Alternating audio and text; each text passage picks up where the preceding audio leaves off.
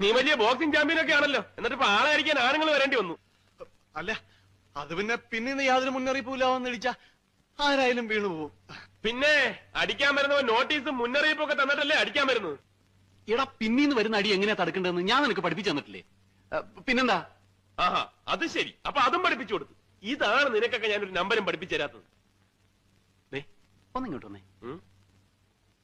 ഒരാള് ഗോളടിച്ച പോസ്റ്റിൽ കയറി പിന്നെയും ഗോൾ അടിക്കരുത്.